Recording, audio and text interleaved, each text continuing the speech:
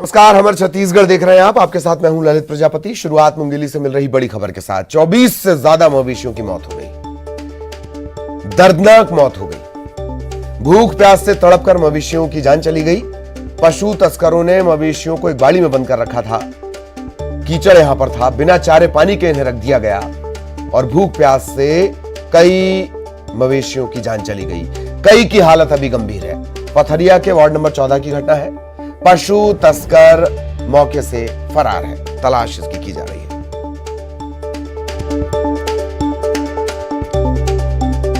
मुंगेली से सहयोगी प्रशांत इस वक्त हमारे साथ जुड़े हुए हैं। प्रशांत, पूरी जानकारी विस्तार से। जी ललित, मैं बता दूं कि मुंगेली के पथरिया नगर पंचायत के वार्ड नंबर 14 का मामला है, जहां आज सुबह लोगों ने देखा है कि एक घर के बाड़ी में दर्जनों जो गाय हैं वो मृत पड़ी हुई है और बहुत से गाय जो है गंभीर अवस्था में है। और जिस तरह जानकारी निकलकर सामने आ रही है कि वहां 24 से अधिक गायों की मौत हुई है और नगर पंचायत के द्वारा बताया जा रहा है कि 7 गायों को यहां से उठाया गया है।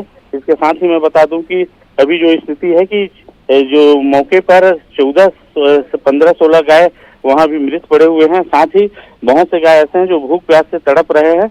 और जिस तरह स्थिति निकल कर सामने आ रही है उससे आशंका जताई जा रही है कि जो मवेशियों की जो मौत हुई है, गायों की जो मौत हुई है, वो भूख से के कारण हुई है, क्योंकि यहाँ किसी तरह के चारे पानी की कोई व्यवस्था नहीं है, बल्कि यहाँ पर केवल कीचड़ और गंदगी का ही आलम है। तो ऐसे में आशंका जताई जा रही है कि भूख और प्यास से इन गायों की मौत हुई होगी। इसके साथ ही मैं बता दूं कि मौके पर अभी तहसीलदार और पथरिया टीआई सहित कुछ अधिकारी मौके पर पहुंचे हुए हैं और लोगों से पूछताछ की जा रही है कि आखिर ये पूरा मामला किस तरह का है। वहीं कुछ लोगों के द्वारा बताया जा रहा है कि जो जिसकी ये घर है या बाड़ी है, उनसे वो लगातार कई सालों से पशु तस्करी जैसे मामलों से जुड़े हुए हैं और पशु तस्करी का कार्य करते हैं, जिसके चलते उनके द्वारा जो आसपास के क्षेत्र के जो गाय हैं उनको यहाँ बंद करके रखा गया था और भूख और प्यास से इनकी मौत होने की बात निकलकर सामने आ रही है। जी ललित। चलिए, बहुत बहुत धन्यवाद प्रशांत इस तमाम जानकारी के लिए। और अब कोंडागांव से बड़ी खबर। बीजेपी प्रदेश अध्यक्ष को कांग्रेस ने दिया है न्योता।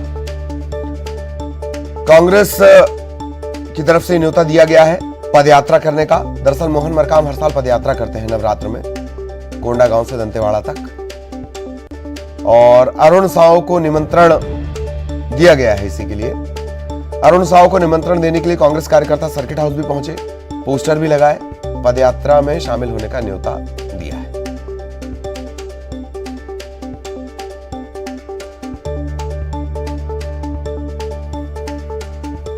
सहयोगी विवेक इस वक्त हमारे साथ जुड़े हुए हैं। विवेक, पूरी जानकारी विस्तार से। क्या शामिल होंगे पदयात्रा में प्रदेश अध्यक्ष?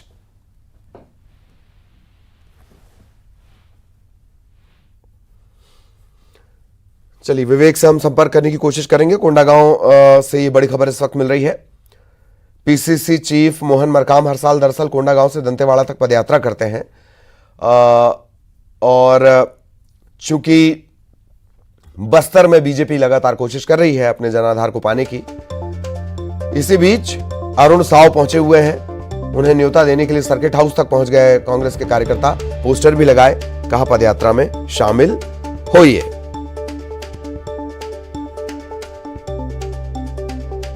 भाजपा के प्रदेश अध्यक्ष साव, पोस्टर भी लगाए गए, न्योता देने के लिए सर्किट हाउस भी कांग्रेसी कार्यकर्ता पहुंचे।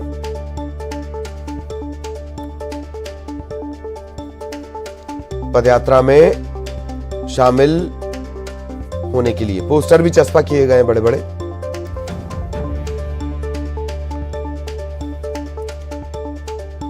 बीजेपी लगातार बस्तर में खोए हुए जनाधार को पाने की कोशिश कर रही है। इन सब के बीच कांग्रेस की तरफ से यह न्योता।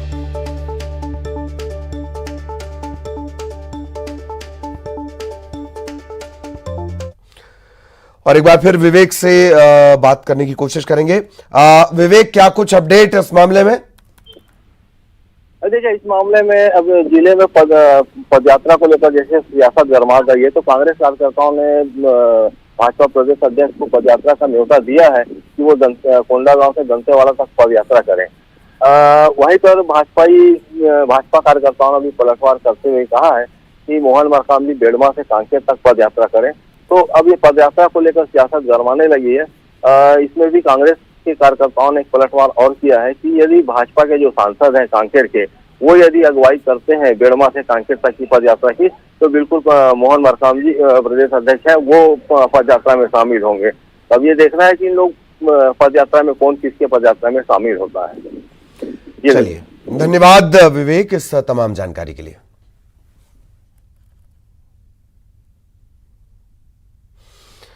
इधर बीजेपी के प्रदेश अध्यक्ष अरुण साव और नेता प्रतिपक्ष नारायण चंदेल शुक्रवार को कोंडागांव पहुंचे। इसकी खबर भी हमने आपको अभी बताई, उन्हें न्योता मिला है तो कोंडागांव पहुंचे। पार्टी कार्यालय अटल सदन में कार्यकर्ताओं से उन्होंने चर्चा की। दोनों नेताओं ने कार्यकर्ताओं में जोश भरा है, मीडिया से रूबरू हुए। अरुण साव ने कांग्रेस में हो रहे संगठन चुनाव पर कहा कि यह कांग्रेस का अंदरूनी मामला है, पर नेहरू परिवार से हटकर जो अध्यक्ष बना है उसका हश्र सभी ने देखा है। सड़कों को लेकर चल रही बयानबाजी पर उन्होंने कहा कि 15 साल की बीजेपी सरकार ने सड़कों का जाल बिछाया, लेकिन उन सड़कों के गड्ढे तक कांग्रेस की सरकार नहीं भर पा रही है।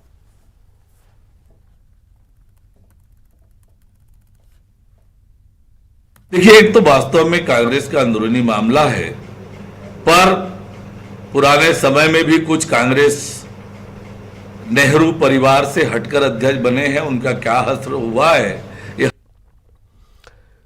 छत्तीसगढ़ में आरक्षण का मुद्दा गरमाया हुआ है, इसका असर बस्तर की सियासत पर भी दिखाई देने लगा है।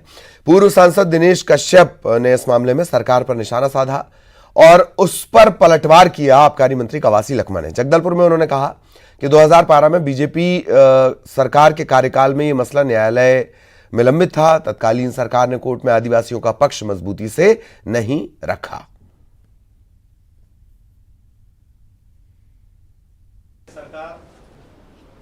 अभी 2-4 दिन में हमारा जो वकील है सरकारी, वो इस कानून में डिसीजन के पहले पेश कर रहा था कि हमारा ये डिसीजन है अभी वर्तमान सरकार का। हाई कोर्ट ने ये कहा कि ये तो पिछले सरकार का डाटा है, पिछले सरकार जो पेश किया है उसका मानेंगे, तुम्हारा नहीं मानेंगे। हमारा जो बना के हमारा वकील पेश किया था उसको निरस्त किया है, उसी कारण ऐसा हुआ है। तो कितना नुकसान हुआ है हमारा पिछड़ा वर्ग के लिए, हमारा आदिवासी के लिए, कितना निंदा की है एक।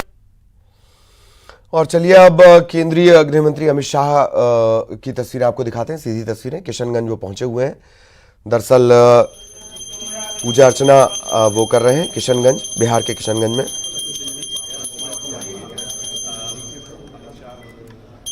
और ये सीधी तस्वीरें इस वक्त आप देख रहे हैं पूजा करने की।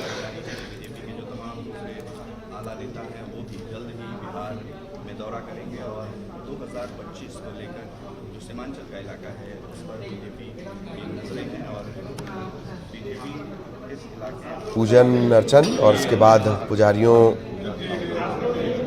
से आशीर्वाद भी लिया उन्होंने। बूढ़ी काला माता मंदिर, बूढ़ी काली मंदिर, और बेहद प्रसिद्ध ये मंदिर है।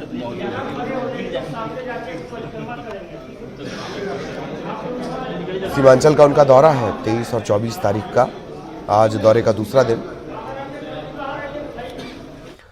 चलिए वापस छत्तीसगढ़ की खबरों पे लौटेंगे। सूरजपुर से बड़ी खबर आपको बता दें, एससीसीएल की शिवानी खदान को ग्रामीणों ने बंद कर दिया है। 221 भूस्वामियों को नौकरी नहीं दी गई। इसके बाद बंशीपुर के ग्रामीणों ने खदान के बाहर धरना दे दिया। बीते 4 दिनों से ये प्रदर्शन कर रहे हैं। अब चूंकि खदान बंद है तो करोड़ों का जो उत्पादन है वो प्रभावित हो रहा है।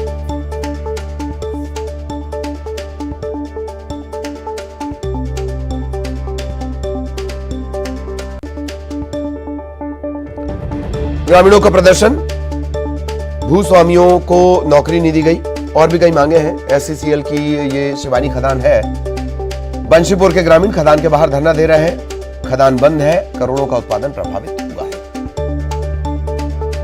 सूरजपुर जिले के एससीसीएल भटगांव के बंसीपुर इलाके के ग्रामीण बेहद आक्रोशित हैं। देख सकते हैं एससीसीएल जो जरही है भटगांव है उसका ये भूमिगत खदान शिवानी है, जिसे पिछले 4 दिनों से आक्रोशित ग्रामीणों ने यहाँ बंद करके रखा है और वो यहाँ धरने पर बैठे हुए हैं। जहाँ ग्रामीणों का कहना है कि 221 ऐसे प्रकरण हैं जिनका नौकरी और मुआवजा पिछले 15 सालों से नहीं मिल पाया। 443 एकड़ की भूमि एससीसीएल ने 15 साल पहले अधिग्रहित किया था, लेकिन इन जो भूस्वामी हैं इनको अब तक नौकरी और मुआवजा नहीं मिल पाया है। ऐसे में जो ग्रामीण हैं पिछले 4 दिनों से यहाँ डटे हुए हैं, माइंस पूरी तरह से बंद कर दिया है, करोड़ों का जो कोयला उत्पादन है वो प्रभावित हो रहा है। ऐसे में ग्रामीणों का आंदोलन का, आक्रोश का ये चौथा दिन है। एससीसीएल प्रबंधन फिलहाल पूरी तरह से लाचार है और मीडिया के सामने कुछ बोलने से बचते नजर आ रहे हैं। ऐसे में ग्रामीणों का आक्रोश और कोल उत्पादन कब तक प्रभावित रहता है यह तो देखने वाली बात होगी। वरुण राय, न्यूज़ 18 सूरजपुर। और अब बड़ी खबर जीपीएम से। गौरेला, पेंड्रा, मरवाही से पुलिस ने पैदल मार्च निकाला है। त्योहारों को लेकर ये अलर्ट निकाला गया है। त्योहारों के मद्देनजर अलर्ट के लिहाज से ये फ्लैग मार्च हुआ है। रिहायशी इलाकों में पुलिस ने पैदल मार्च निकालकर कानून व्यवस्था की मजबूती का संदेश दिया।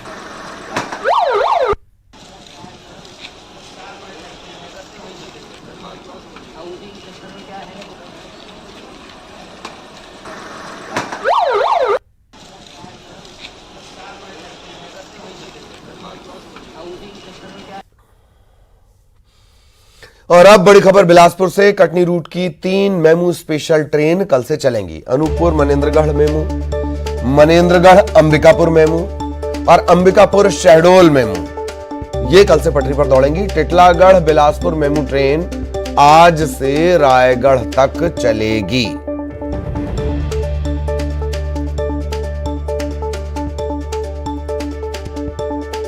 तो बड़ी खबर आपको बता दें, कटनी रूट की 3 मेमू स्पेशल ट्रेन कल से चलनी शुरू हो जाएंगी। Anuppur Manendragarh MEMU, Manendragarh Ambikapur MEMU, Ambikapur Shahdol MEMU कल से पटरी पर नजर आएंगी। टिटलागढ़ बिलासपुर मेमू ट्रेन आज से रायगढ़ तक चलेगी।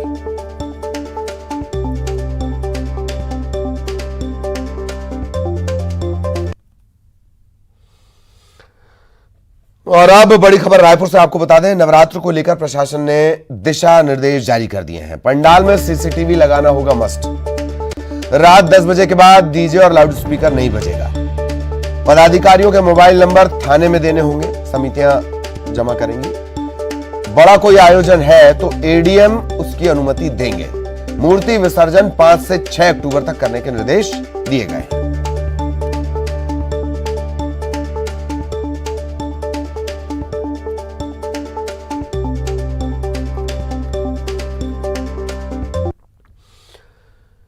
कोरबा में पीडीएस चावल की हेराफेरी का खुलासा हुआ है। पीडीएस दुकानों में राशन सामग्री परिवहन करने वाली एजेंसी की तरफ से हेराफेरी को अंजाम दिया जा रहा था।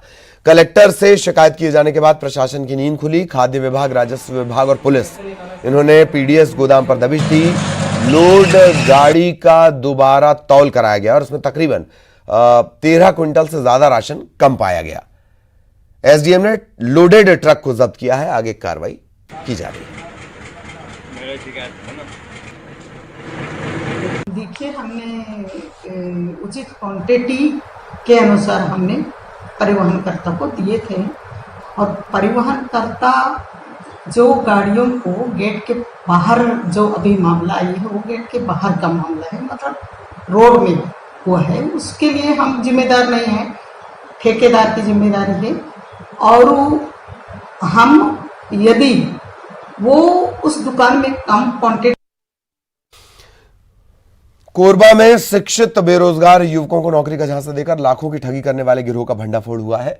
आरोपियों ने 300 से ज्यादा बेरोजगार युवकों से 40 लाख से ज्यादा की ठगी की है। बताया जा रहा है कि युवकों को 18,000 महीने पर आउटसोर्सिंग, 18,000 रुपए पर मंथ इस पर आउटसोर्स किया गया था। कूल सैंपलिंग करने वाली एक ठेका कंपनी ने नौकरी का लालच दिया था। ठगी का खुलासा होने पर पीड़ित युवक ने मानिकपुर चौकी में रिपोर्ट दर्ज करवाई है। 18,000 पेमेंट देगा, ऐसे करके बोल के लगा। फिर आप शुल्क वगैरह भी लिया था आपसे? हाँ, वो करीबन 20,000 लिया था। कितने लोगों से? पूरा ग्रुप से लिया है। कितने लोग थे आप लोग ग्रुप में? हम तो 500। और इधर कवर्धा के सोनपुर प्राइमरी स्कूल भवन में सालों से अवैध कब्जा है। गांव के ही एक दबंग ने 4 साल से यहां कब्जा कर रखा है, यहीं पर रहता है ये। मामले की शिकायत करने के बाद भी कार्रवाई नहीं हो रही। ग्रामीणों ने एक बार फिर कलेक्टर से शिकायत की है। भवन पर अवैध कब्जे के चलते बच्चों को बैठने की जगह तक नहीं है। बड़ी खबर रायपुर से। छत्तीसगढ़ में बारिश को लेकर अलर्ट जारी किया गया है। प्रदेश के ज्यादातर हिस्सों में बारिश हो सकती है। इसके अलावा बिजली गिरने की भी चेतावनी मौसम विभाग की तरफ से जारी की गई है।